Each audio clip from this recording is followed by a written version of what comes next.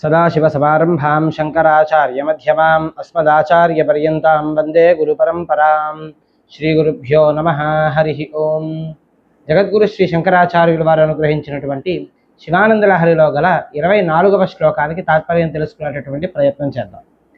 కదా వా కైలాసే కనకమణి సౌధే సహగణైః వసన్ శంభోరగ్రే స్ఫుటఘటిత మూర్ధాంజలిపుటః విభో సాంబ స్వామిన్ పరమశివ పాహీతి నిగదన్ విధాతॄణాం కల్పాన్ క్షణమివ వినేష్యామి సుఖతః.